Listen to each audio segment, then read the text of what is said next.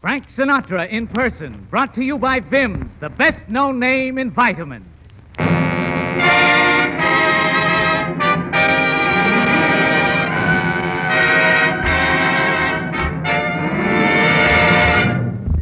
Starring Frank Sinatra, with Axel Stordahl and the orchestra, Gloria DeHaven, and Frank's distinguished guest, Orson Welles. This is Ed Emerson turning you over to Frank Sinatra. Would you like to swing on a star, carry moonbeams home in a jar, and be better off than you are? Or would you rather be a mule? A mule is an animal with long, funny ears. He kicks up at anything he hears. His back is brawny, but his brain is weak. He's just plain stupid with a stubborn streak. And by the way, if you hate to go to school, you may grow up to be a mule. Or would you like to swing on a star, carry moonbeams home in a jar, and be better off than you are? Or would you rather be a pig? A pig is an animal with dirt on his face. His shoes are a terrible disgrace. He's got no manners when he eats his food. He's fat and lazy and extremely rude. But if you don't care a feather or a pig, you may grow up to be a pig.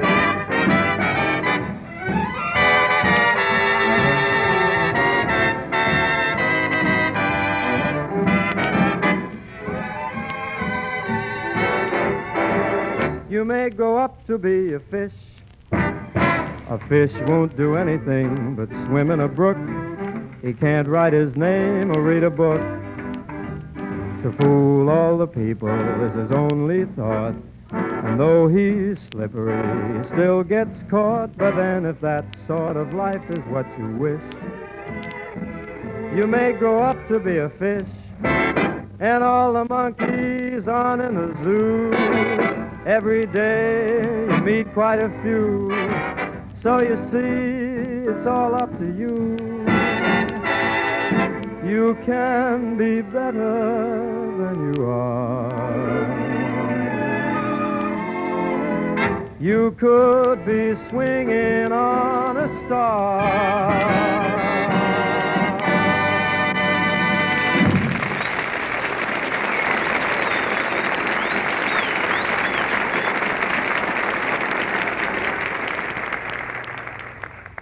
Thank you. This is Frank Sinatra, and this whole thing we're doing here this evening has the Army's okay to be broadcast to our armed forces. We're proud to bring them one of this world's finest actors, a man I consider it an honor to have visit us this evening, Mr. Orson Welles. Also on hand, of course, are Axel Stordahl, without whom we wouldn't have any orchestra, and Miss Gloria DeHaven, without whom we wouldn't have much to look at. What a nice thing to say, Frank. I keep trying, and sometimes I make it. I guess this is my lucky day. I just had my fortune told by a gypsy. She told me I was going to be in Berlin before long. How are you traveling? By Superman? You said it. I sent out 50,000 pin-up pictures to soldiers. One of them better get there. Pin-up pictures. Don't sneer, Axel. Do you have people writing to you for pictures? Careful, Gloria. Axel is a very, very romantic type. Thousands of women write to him for pictures and locks of his hair. Locks of hair? Well, sure. Where do you think it all went?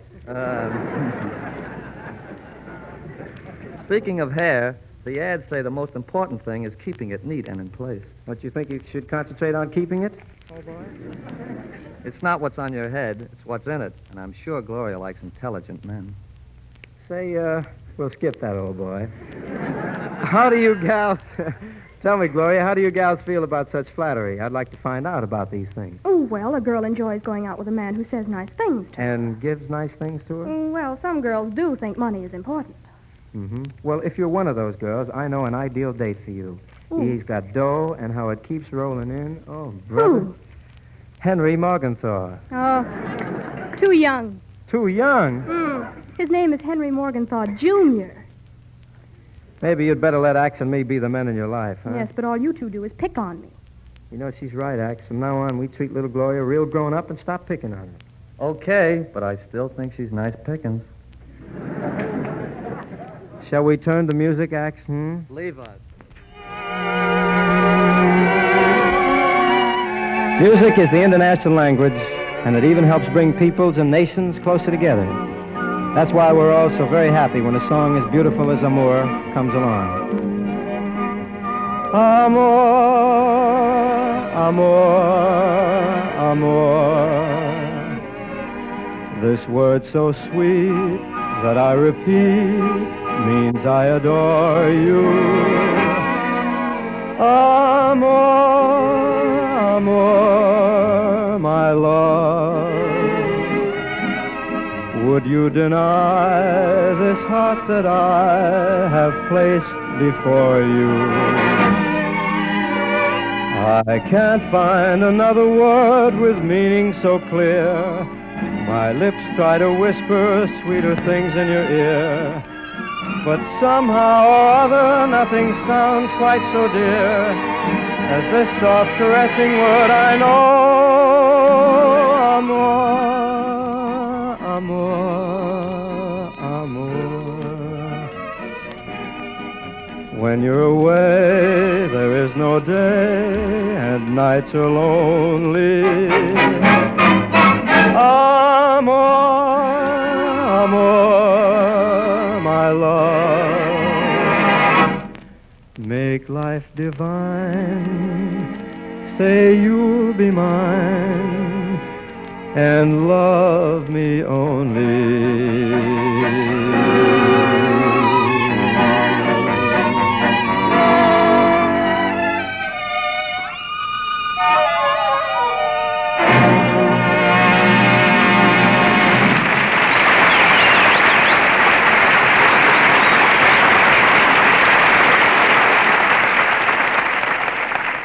When one of my friends has something worthwhile to say, I find it worthwhile to listen.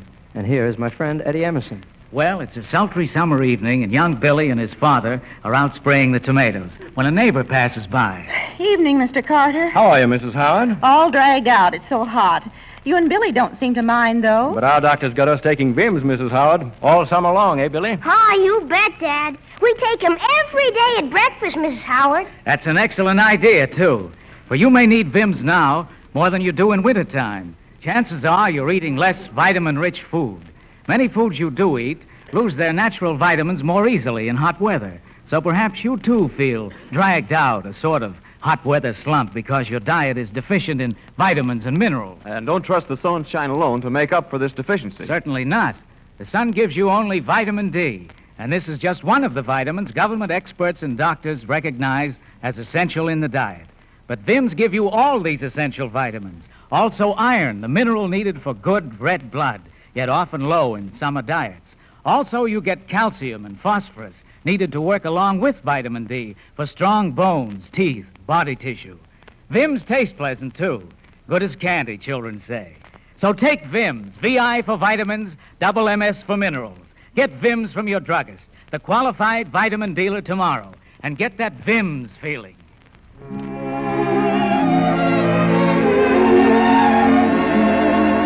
Sometimes, for some reason, a great song gets overlooked when it's published. But if it's really great, someone usually finds it and sings it once, and from then on, it makes its own way right to the top. The song, I'll Be Seeing You, is one of those tunes. It certainly couldn't have been more timely when it was written than it is today. I'll be seeing you in all the old familiar places that this heart of mine embraces all day through. In that small cafe, the park across the way, the children's carousel, the chestnut trees, the wishing well. I'll be seeing you in every lovely summer's day In everything that's warm and gay, I'll always think of you that way. I'll find you in the morning sun, and when the night is new, I'll be looking at the moon, but I'll be seeing you.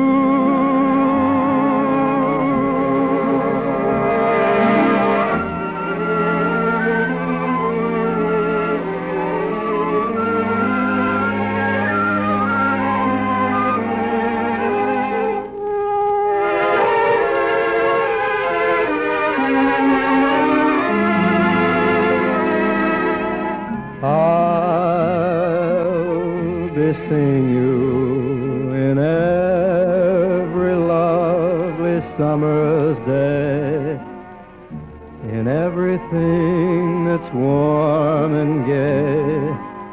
I'll always think of you that way. I'll find you in the morning sun, and when the night is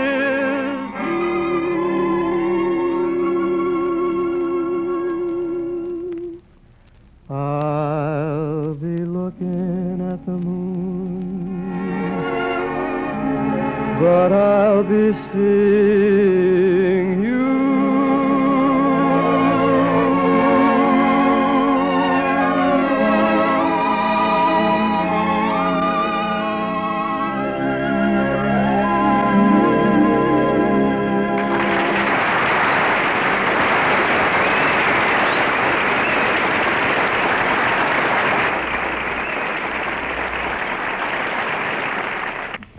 Gosh, Frank, I wonder what some man on a beach in Europe or an island in the Pacific does when he gets to thinking about a small cafe, the park across the way, the children's carousel, and the wishing well. I guess he just sweats it out, Gloria. Maybe he just shuts his eyes and draws on his memory to bring back little incidents. What kind of little incidents? Oh, trivial little things. Like, well, imagine the boyfriend sitting in the parlor with his girl, wishing her pop were a better bowler. Why should he care for how her father bowled? Well, because if he was any good, he'd be down the alley, bowling. Well, but there he sits, just like in the movies. So the guy stands up just like in the movies, and he says, say, honey, if we went for a walk, would your pop stop us, huh? I'm sure he wouldn't. Well, how can you be so sure? I'm not going to ask him. Yeah, it'd be too bad to disturb him while he's reading the paper. Oh, he's not reading. He just sleeps with it over his face. Funny, he should have the financial section up. Oh, Papa always sleeps with the financial section over his face. Mama says if visitors come, it looks more, classier. Let's get out before he wakes up. Come on. How about heading for the park across the street? Could we find a bench to sit on? I never sit on anything else. Aren't you at all fussy about benches? Well, I only don't like the ones that say fresh paint. I only like the ones not too near a light. How's this bench? Do you suppose two people ever felt like us before? I never felt like us before. Why do you suppose I like to put my head on your shoulder? You know, honey, sitting here with your head on my shoulder reminds me of what my pa said just this morning. What? He said, son, why don't you try to get a head on your shoulders? That's what the man said. That's what he said. I heard him say it. Darling. Yes? When did you decide that I was your girl? Oh, yeah, you remember the night at the wishing well? Uh-huh. Remember how I took all the change out of my pocket to look for a penny? Yes. Well, while I was looking for a penny, I accidentally dropped in a quarter. Well, I don't understand. Well, I figured for a quarter, I ought to wish for the best, so I wished for you. Isn't it lucky that we found each other? With all the girls there are, it wasn't easy either. And all I said was, come out, wherever you are. Come out. I know you're not very far. I wish you'd hurry, 'cause I'm inclined to worry.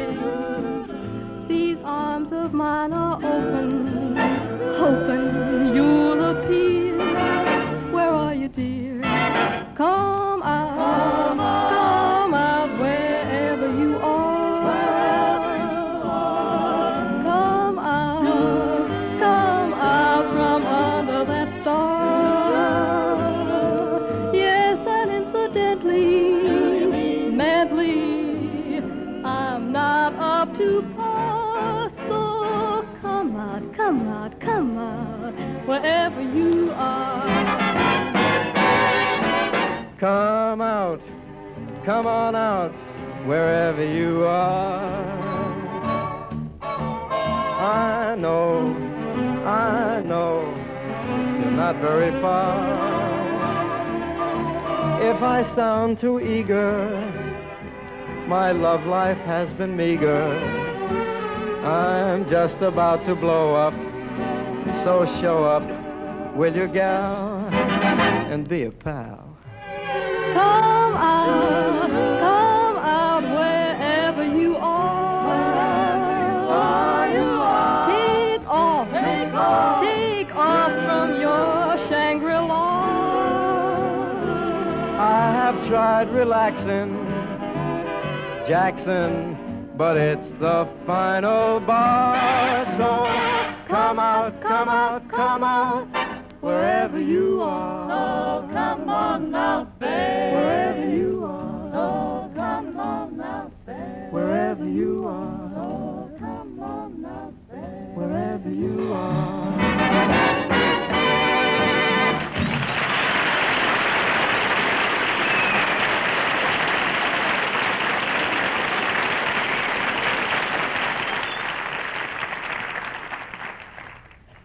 The name Orson Welles has come to mean a lot of different things to a lot of people. Last summer, he gave thousands of servicemen a free magic show. He sawed Marlene Dietrich and Rita Hayworth in half 3 times a day, and then he married Rita. He is the man from Mars who scared half the nation with a radio broadcast. He's also written, produced, and directed many motion pictures. He's had plenty of attention and publicity while people kept saying, Orson Welles can't last. So far, he's lasted 10 years, and he's still going great. To many people who know about those things, Orson Welles is truly a fine actor. Ladies and gentlemen, Mr. Orson Welles.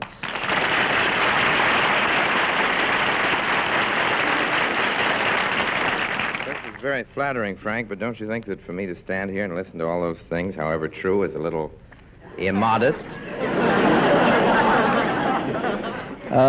Come again?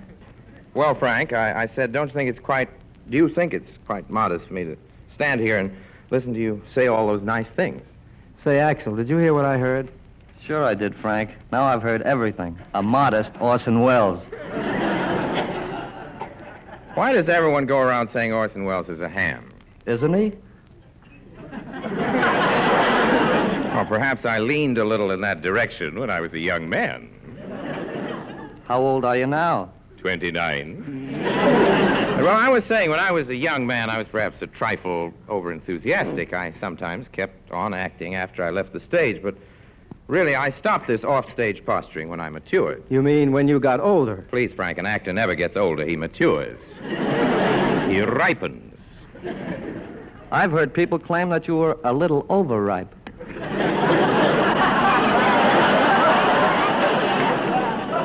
Malicious gossip. Then why did they write a poem about you?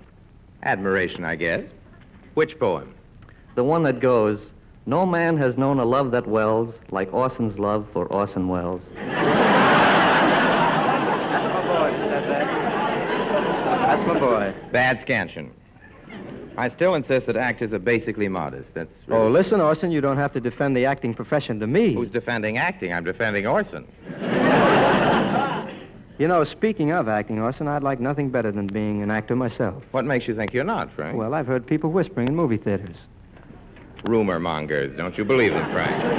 Honestly, you have an excellent foundation for becoming an actor. In fact, you possess the most important thing an actor must have. And what's that?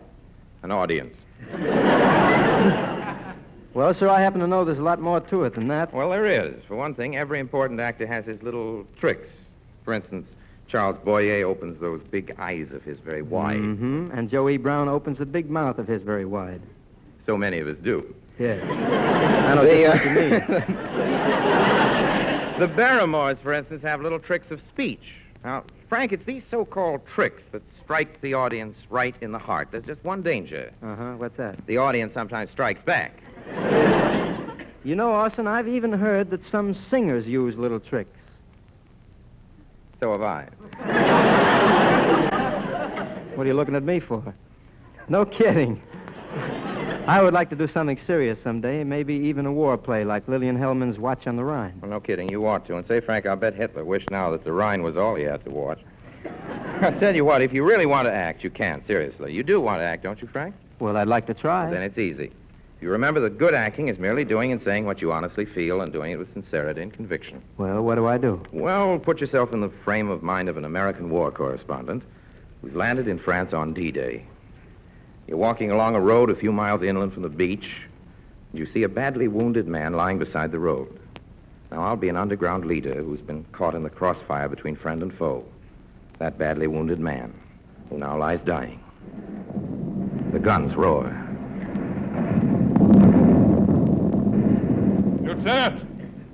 Lieutenant!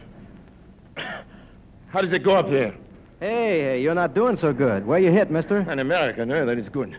You and the British and the Canadians have landed many men. Yes, sir. Enough to knock the heil out of Hitler. Listen, you got it pretty bad. I better get a medico to patch you up. No. No, I will die, but perhaps you will stay here for a moment. You're an American officer? Correspondent. Then you have many words. I, too, have many words about fear. The fear I've seen in the eyes of the enemy, those heroic Germans. I must tell you about this fear.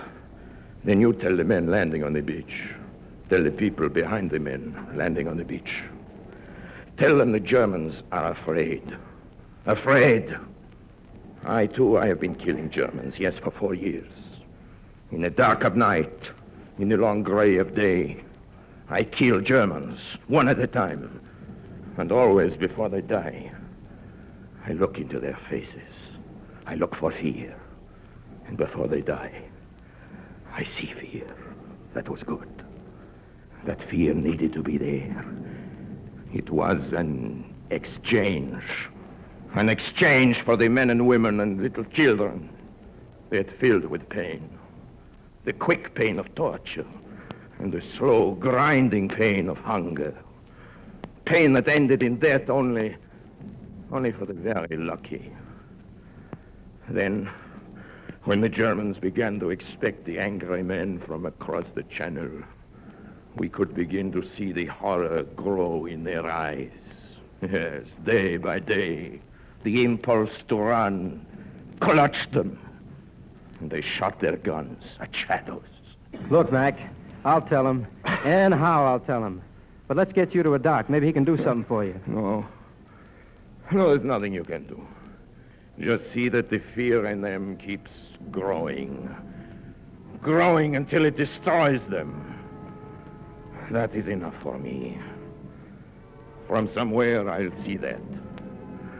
I must see that.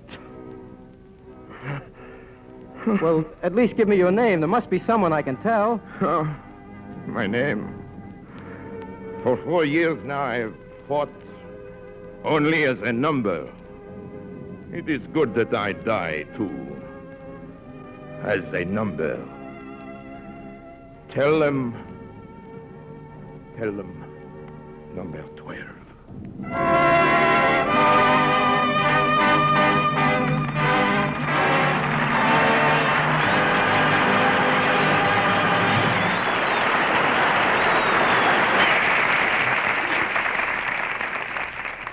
Thank you, Orson. It was wonderful. Thank you, Frank. It was a great pleasure. I hope you'll be able to join us again sometime real soon. Now, before we go for a couple of tunes from George Gershwin's Porgy and Bess, I'd like to have you hear from a friend of mine who has something to say that I think is mighty important. A word about Vimms, especially for boys and girls in their teens. I certainly hope they listen. You agree with me that vitamins and minerals are important to young people? Even more important to young people than to their fathers and mothers, Mr. Emerson. Teenage boys and girls are growing. They're developing. Of course they need vitamins. And they need iron, too, for blood. And calcium for their bones and teeth. And yet a government survey and other surveys showed that 3 out of 4 families weren't getting enough vitamins and minerals from their meals. And everyone knows how carelessly youngsters eat. A snack here and a snack there. So the chances are what young people need is Vimms every day. Yes, because Vimms contain all the vitamins that doctors and government experts agree are essential in the diet. Also, those vitally needed minerals you mentioned. Iron, calcium, and phosphorus. And no product that offers you only one tablet or capsule per day can give you the benefits of all the vitamins and minerals in Vimms. That's why Vimms come in 3 tablets a day. So may we suggest, get Vimms from your druggist tomorrow. Get that Vimms feeling.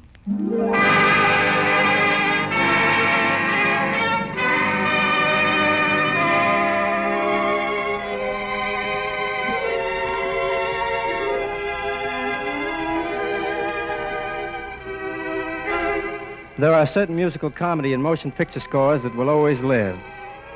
One of these memorable scores is, I think, the one George Gershwin did for the grand American opera, Porgy and Bess. Axel's made a wonderful setting for some of those songs, so here it is.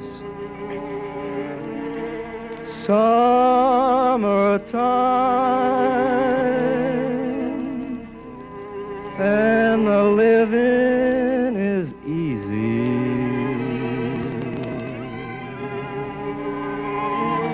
Fish are jumping, and the cotton is high.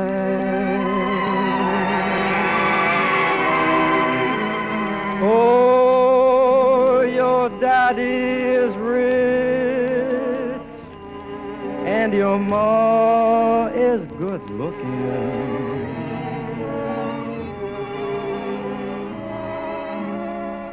Hush, little baby, don't you cry.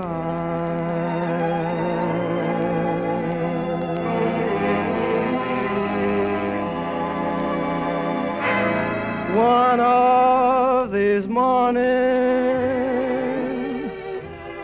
you're gonna rise up singing. Then you'll spread your wings and you'll take to the sky. But till that morning, there's a nothing can harm you.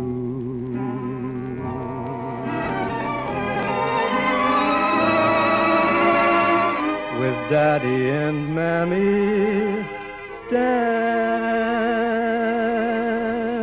by.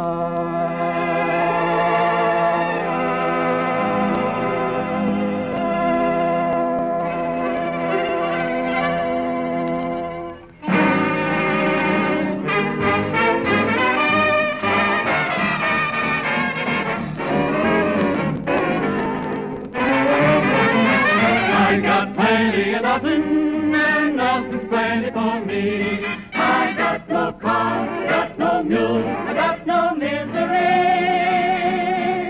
The folks with plenty of plenty got a lock on the door. Afraid somebody's gonna rob him while he's out making more. What for? Ain't got no lock on the door, that's no way to be. They can steal the rug from the floor, that's okay with me, cause the things that I find, like the stars in the sky, don't agree. Oh, I got plenty of nothing, and nothing's plenty for me.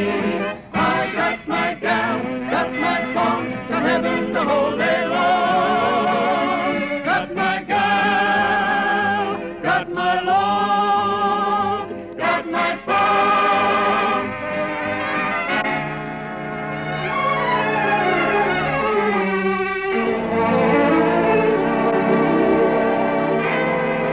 One of these mornings, you're gonna rise up singing.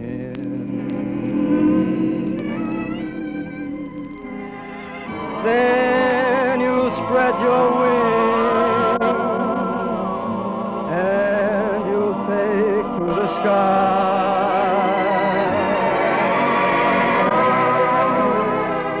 But till that morning, there ain't nothing can harm you.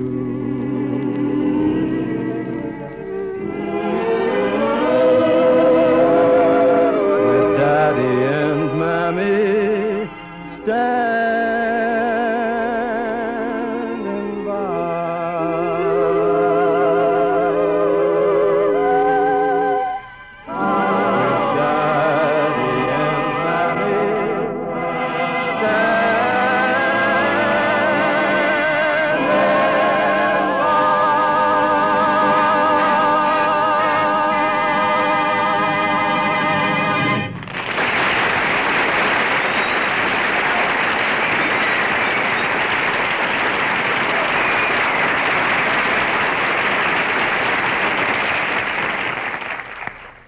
Before we say goodnight for this evening, I'd like to take just a moment to thank Orson Welles for honoring us with his presence.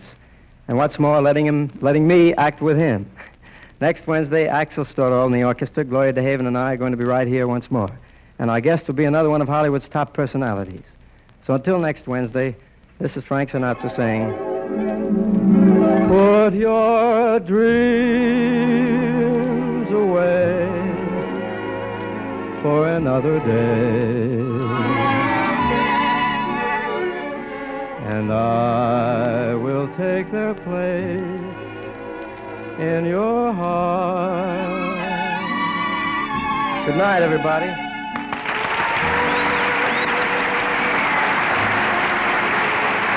Frank Sinatra In Person, sponsored by Vimms, the best-known name in vitamins, came to you from Hollywood. Ed Emerson speaking. This is the Columbia Broadcasting System.